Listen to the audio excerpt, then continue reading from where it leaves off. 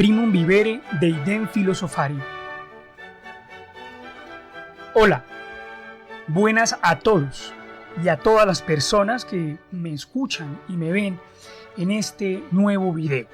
Me presento, mi nombre es Gerson David Cabrera, profesor en filosofía, egresado en filosofía y un intrépido lector, un celoso lector, un amante de la acción de leer, y que a través de este hábito que se convierte en una forma de vida, en un estilo de vida que, como cualquier estilo de vida que se viva con detalle, debe conservarse con amor, preservarse en la concordia entre todas las partes que lo constituyen a uno como ser humano. Y hago referencia al trabajo, a la vida personal, a la vida social. De manera que este proyecto comunicativo es el resultado de la persistencia que tengo por leer, de la persistencia que tengo por considerar a las cosas con atención y en especial las cosas que se escriben. Bueno, entonces esa es la introducción a este video. En principio quiero mencionar que este proyecto está en una nueva etapa, este proyecto está en un nuevo momento, este proyecto está en una circunstancia que busca redireccionar y potenciar la intención comunicativa a las personas que me dan y me ofrecen su atención. Este espacio nuevo se llama Filobios, como lo pueden ustedes atestiguar en la imagen, en la pantalla. De hecho, pues aquí tengo un fondo que corresponde a la Escuela de Atenas. Me gustaría en algún momento pues dedicarle un programa completo y detallado a la importancia que tiene este cuadro como simple representación de la existencia y como un pretexto estético para considerar las cosas. Pero bueno, no es el tema. Sin embargo, en el fondo, la filosofía siempre sustenta cualquier discurso y considero que este es una analogía en las medidas de mis circunstancias que lo puedo mostrárselos a ustedes. Filobios, la predominancia de casi un sentimiento, la iniciativa, el punto principal, el punto inicial, la partida inicial que tiene que ver con filo, que se puede entender como un sentimiento, como una actitud.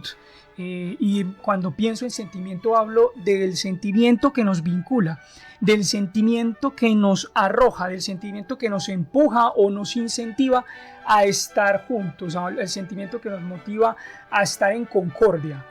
Bueno, en eso en principio, filo como un término que se puede entender como amor o como amistad, y bios hace referencia a la vida, ¿no? Una expresión que hace referencia a la vida.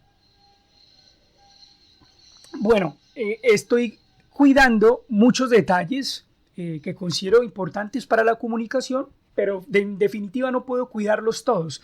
Y uno de ellos es el audio o el entorno, que prefiero que suene como sea. Finalmente no puedo controlar lo que pase más allá de mí.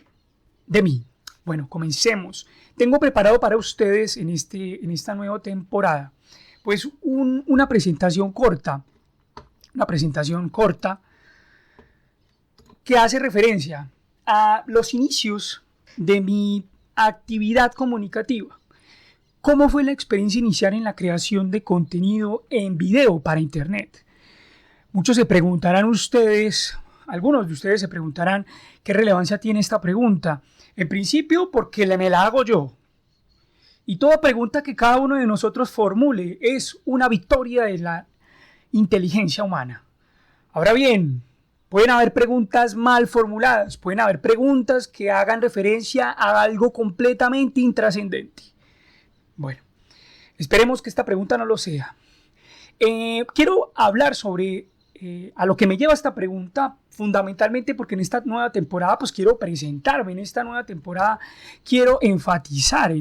Finalmente uno en múltiples ocasiones termina hablando sobre lo que es uno. Don Quijote de la Mancha en algún lugar de la novela hace referencia a la siguiente máxima: yo sé quién soy.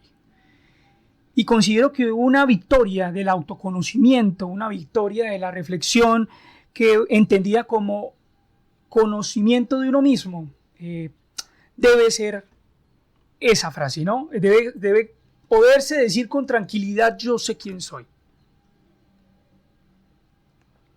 Bueno, en ánimos de definirme, quiero mencionar que empecé a crear contenido. Bueno, muchos de ustedes compararán el contenido que tengo en este canal y es ínfimo, ¿no? Es corto, es muy poco, y eso tiene una razón fundamental. Yo cuando tenía 14 y 18 años hacía videos en internet, y estos videos fueron un éxito, entre comillas, por bromear a mí mismo, municipal, ¿no? Fueron un éxito de mi tierra natal, fueron un éxito entre mis compañeros. Algunos profesores llegaron a mencionar durante las clases algo de mis videos, y yo, pues, para mí fue una gran alegría o motivo de vergüenza enterarme de que los profesores que me hablaban por 2 horas al día, varios profesores, conocían mi sobrenombre y conocían el contenido que yo subía a internet. En algún momento tendré la valentía de mostrar aquel archivo que me parece un archivo interesante. Bueno, yo considero que lo más importante de esta pregunta es que yo, para los que me conocen de hace mucho tiempo, que estaba en una banda de música sinfónica. Y bueno, en el lugar donde nosotros ensayábamos se planteaba hacer un proyecto relacionado con un patinódromo. Se iba a hacer un patinódromo que finalmente no terminó haciéndose como se planeaba, pero que eso implicaba la destrucción del lugar donde yo ensayaba inicialmente y la destrucción de unas zonas deportivas en donde los jóvenes se divertían. Y era en mi barrio, entonces con un amigo cuyo nombre no quiero acordarme o no me acuerdo, pero que estimo un montón, me acompañó y jocosamente, irónicamente, sarcásticamente conseguimos hacer un video burlándonos de aquellas intenciones políticas que buscan modificar la cultura de las personas desde su escritorio, desde las decisiones políticas, esas decisiones políticas a veces caracterizadas por ir a espaldas de las costumbres que están a la vista de todos, de los ciudadanos, ¿no? Entonces, ese fue el punto inicial de mi creación de contenido, de manera que la inquietud sobre lo que se iba a hacer en mi barrio me llevó a considerar que era importante las cosas que nos pertenecían a todos, que había algo que tenía una característica fundamental y es que era común a todos. Por esto uno se comunica, porque hay un asunto en común, hay algo que finalmente nos une. Si usted está viendo este video, en el fondo algo nos une, incluso que seamos diferentes. Algo nos une, y en ese pretexto para unirnos es donde podemos llegar a un acuerdo o una división. Sin embargo, más allá de lo que consigamos con ese encuentro, hay que vivir junto al otro. Hay que vivir junto al otro. Y como tenemos que vivir junto a los otros, porque no hay manera de hacerlo de otra manera, porque también tiene que ver con nuestra condición como animales sociales, debemos saber vivir con los demás. Y debemos saber que a la necesidad de vivir en sociedad se desprende unos asuntos comunes. Y esos asuntos comunes, en principio, pasan por las necesidades, la necesidad de supervivencia, la necesidad de reproducción, la necesidad del cuidado que debemos tener entre nosotros mismos, de alimentación, bueno. Pero también pasa por la necesidad de sabernos comunicar. Pero también pasa con la necesidad de reflexionar. Entonces, este fue un antecedente fundamental.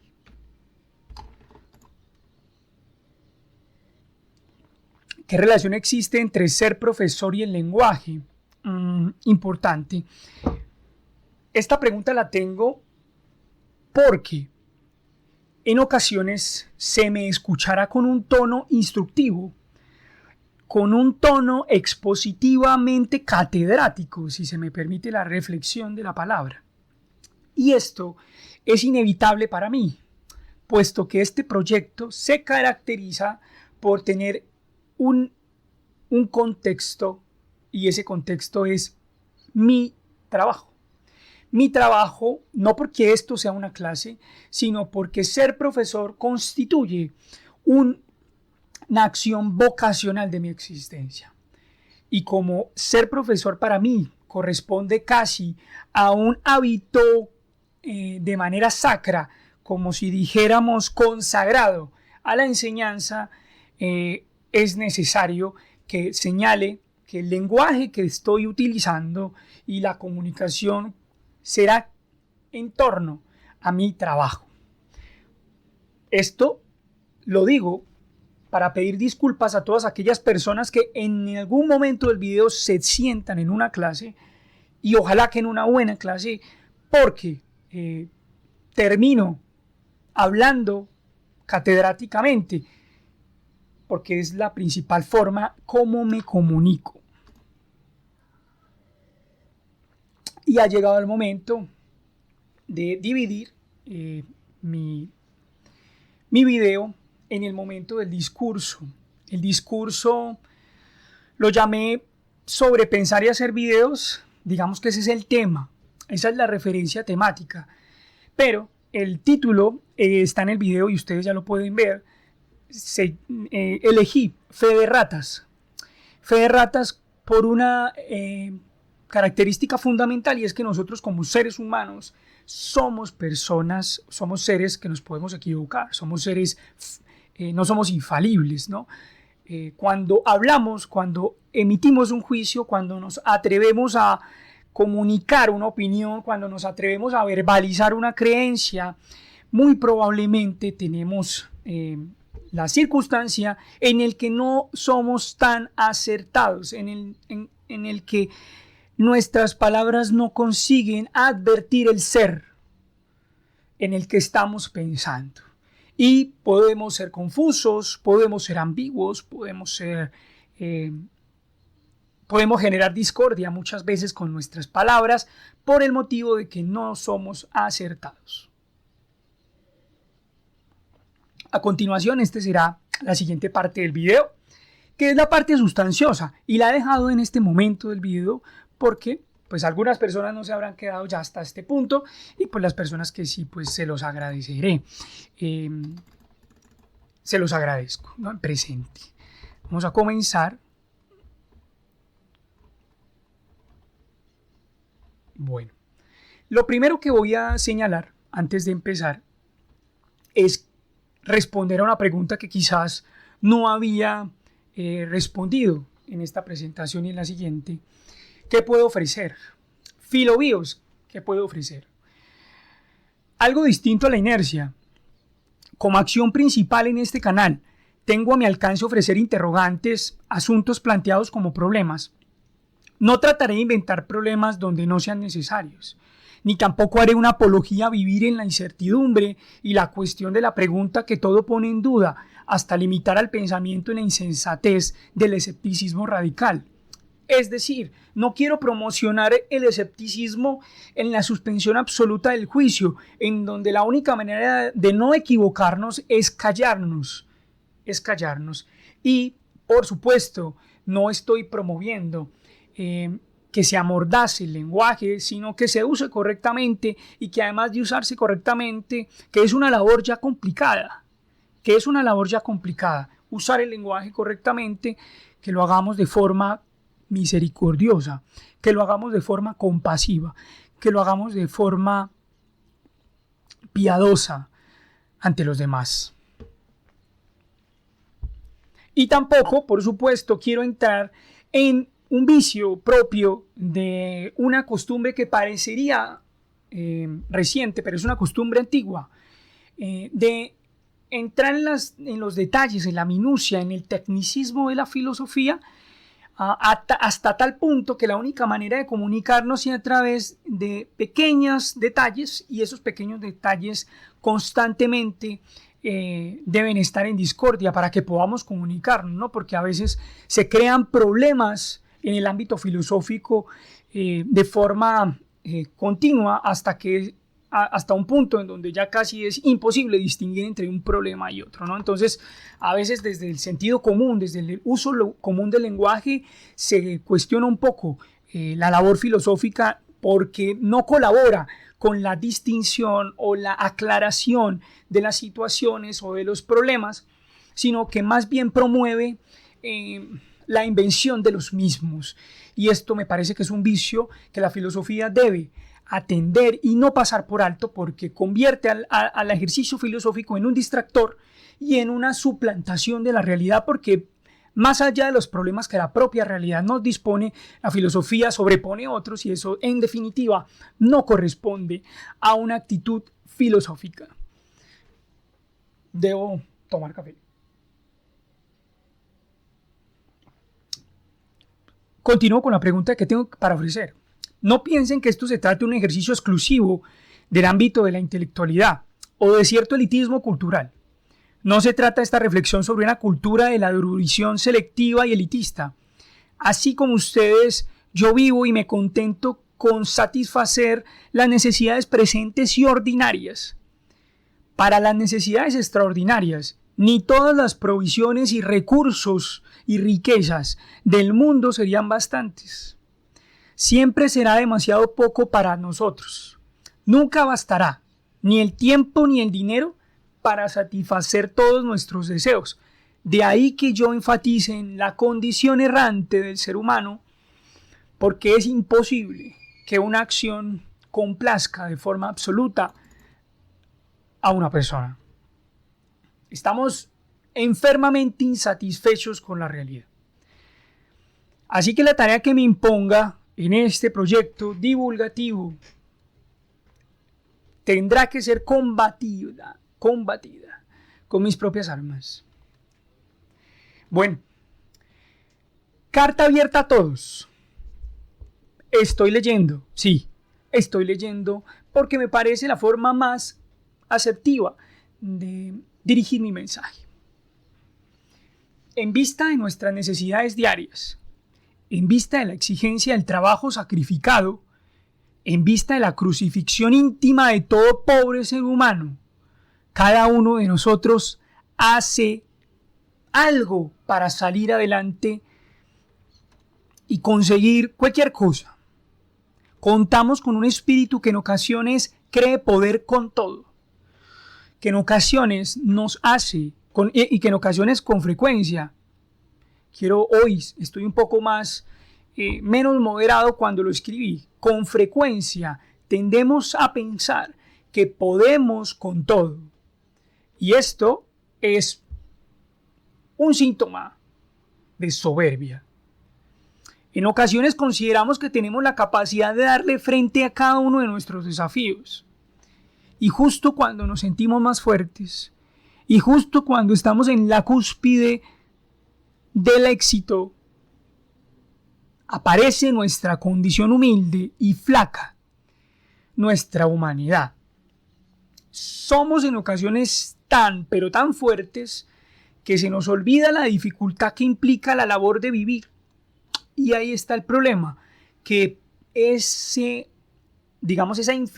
insuflación, creo que se dice, creo que esa posesión, creo que ese impulso de fuerza del espíritu nos lleva a olvidar. Y de ahí el reproche y el juicio valorativo de que es soberbio, porque nos lleva al olvido de nuestra debilidad, de que la vida requiere asuntos difíciles. Vivir implica una dificultad. Las tareas difíciles serán siempre nuestra condición. Por más fuerte que seamos, nuestra vida está dispuesta para que sobre ella logremos pensar sobre la dificultad, logremos pensar, hacer o decir lo que necesitemos para vivir y sobre todo para vivir mejor. Muchos de ustedes han sido testigos de los múltiples intentos por colaborar entre los seres humanos, por hacer la paz, por vivir en concordia, por atender a la misericordia de su corazón. También Muchos de ustedes y yo somos testigos de un testimonio del fracaso de aquellos acuerdos, del fracaso de aquellas intenciones de concordia, del fin de la paz. A todos nos corresponde el hacernos cargos de nuestra propia existencia.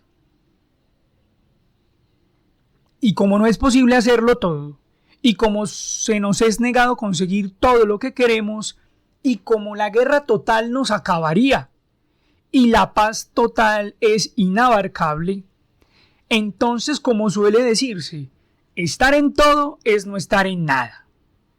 Así que propongo ni paz total, ni guerra total, ni todo, ni nada. Muchos filósofos se han preguntado por el todo. Muchas personas se han preguntado por el todo del universo. También menos numerosos, pero no menos entusiastas y aguerridos pensadores se han preguntado y han creado argumentos, narraciones, cantos y poesías sobre la nada. ¿Qué pasa con la nada? ¿Hay en la existencia del ser humano un temple del ánimo tal que le coloque inmediatamente ante la nada misma? Pregunta Heidegger, pensador alemán, que acotó ante la cuestión de pensar sobre algo, sentir sobre algo, vivir sobre algo, y este algo llamado ser. Porque si algo representa pensar filosóficamente, consiste en poner en marcha la propia existencia en medio de radicales posibilidades que exigirán de nuestro entendimiento hacernos un sitio en este mundo. Soltar amarras que nos dificultan el pensamiento, abandonándose al terreno de lo desconocido, al terreno de la libertad de los ídolos que suelen seducir, pero también engañar. Pensar filosóficamente, de alguna forma, es pactar una complicidad con el suspenso de la pregunta, porque hay cosas que pensar. Y porque somos cosas que piensan. Y porque estamos en una realidad que nos exige adecuarnos a ella, que nos exige entender, que nos exige vivir en ella. Y no más bien nada, porque la nada, nada es.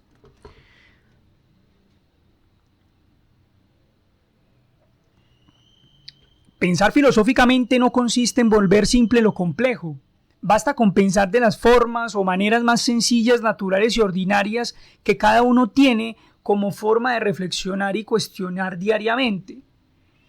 Lo más importante en este espacio, Filobios, y en la vida, es considerar que debemos advertir, que debemos darnos cuenta. Ese es su significado. Que nuestro pensamiento es una forma de pintarnos a nosotros mismos. Quien nos ve en nuestra vida cotidiana, quien nos escucha, deberá saber que somos nosotros mismos la materia de nuestra reflexión. Aunque estemos hablando de otra cosa, aunque nos refiramos al pan del panadero de la esquina, aunque nos refiramos al aguacate del fruver, nuestro pensamiento y nuestra comunicación nos pinta a nosotros mismos. ¿Esto por qué? Estoy exagerando un poco, pero principalmente porque somos el principio de nuestra reflexión. ¿De dónde más? ¿De dónde más? ¿De dónde más está la reflexión? ¿En las universidades? No. ¿En los colegios? Tampoco. ¿En las oficinas? Menos. ¿En los bancos? Está en las personas.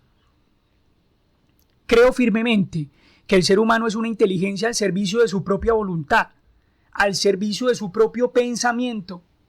Propongo públicamente una discusión que promueva desestimular la distracción, que induce a la pereza y arrincona a cada uno de nosotros contra la negligencia y el abandono de sí.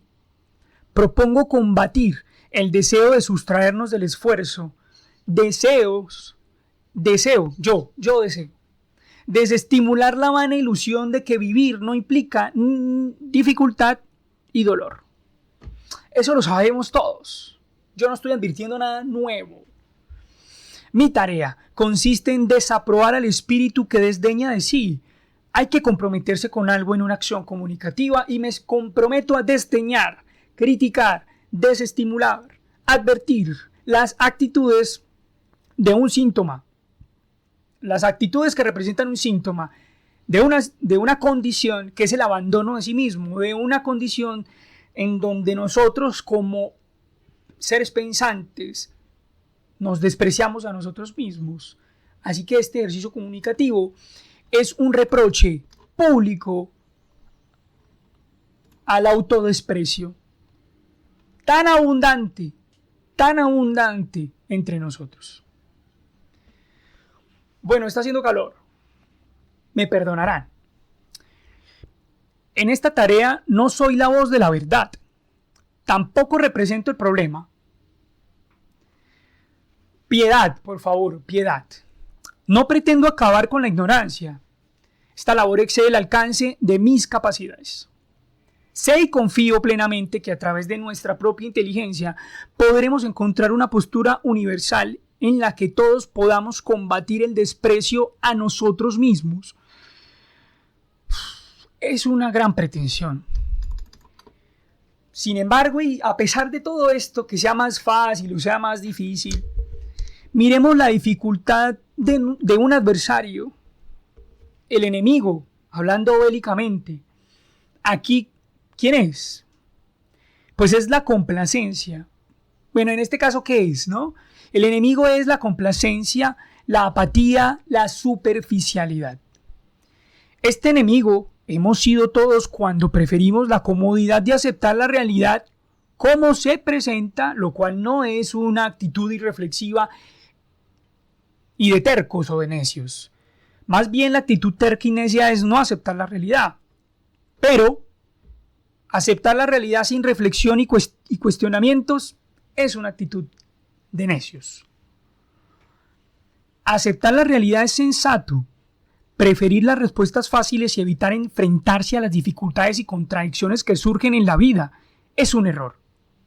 Nos equivocamos porque decidimos el camino de la ignorancia voluntaria, que es más grave que la ignorancia involuntaria o la ignorancia por inocencia, que solamente gozan los niños y los adolescentes en menor medida. Inevitablemente llegaremos a una edad en donde no nos es posible excusar nuestra ignorancia. Una vez reconozcamos esta nociva forma de nosotros, en donde nos abandonamos, surgirá una lucha. Y esto es una mala noticia, puede ser, puesto que cuando nos demos cuenta que nosotros, al ser el principio de nuestra reflexión, pues vamos a ser la materia de nuestro pensamiento, vamos a ser el objeto de nuestro pensamiento. Y en ese ejercicio de autoconocimiento y en ese ejercicio autorreflexivo, en algún momento entenderemos, porque no se trata de desconectarnos de la realidad, sino se trata de advertir que hemos estado desatentos, que hemos estado distraídos y hemos hecho de nuestra condición una condición soberbia. Considerar las cosas con atención implica ponerse ante esa actitud negligente que tenemos de nosotros mismos. Este carácter emancipado, el que prefiere responsabilizarse de sí mismo, se esforzará en distinguirse de la inercia. ¿La inercia qué es? Es esa fuerza externa que arrastra a las personas. Así como a mí me gusta, pues, más o menos, a modo de comparación o de ejemplo, como una rama que va siendo arrastrada por la corriente de un río. Esa rama no tiene libertad porque no puede decidir a dónde ir, ¿no? Entonces, nosotros los seres humanos no somos unas ramas, pero parecemos una. Y si nosotros nos esforzamos en resistir a esa inercia que nos arrastra y que vamos, el idioma, las expresiones cotidianas lo muestran de una manera mucho más clara. ¿Para dónde va Vicente? ¿Para dónde va la gente? Vicente es el mejor ejemplo de ser una rama. Vicente es el mejor ejemplo de ser una rama. Este carácter emancipado intentará mantenerse libre de la homogenización, porque las ramas entre unas y otras se parecen. Vicente puede ser cualquiera. Y la idea es que no seamos cualquier persona. Debemos ser capaces de juzgar con libertad sobre las cosas que nos pasan. Que no se entienda que busco una revolución. Pensar críticamente no implica rechazar la convicción que sigue fielmente las maneras y formas recibidas de la cultura.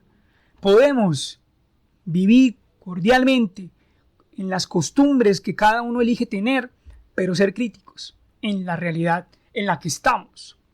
Se puede ser conservador y crítico de la realidad, si esto es una opción de vida, por supuesto.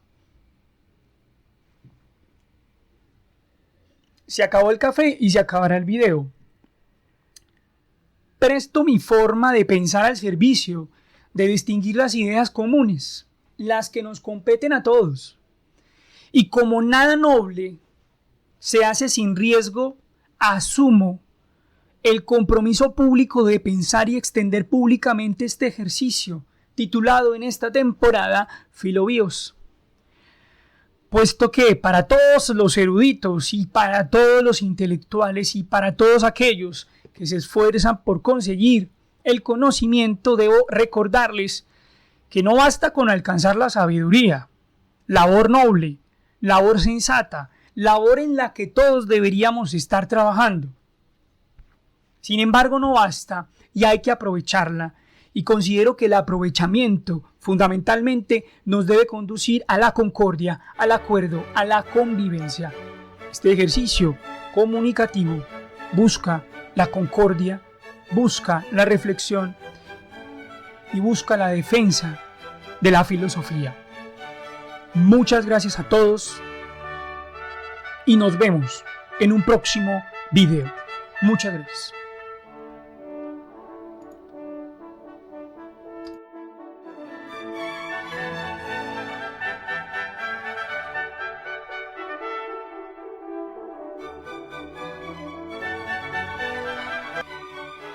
Mihi sic usus est, tibi, ut opus est facto facere.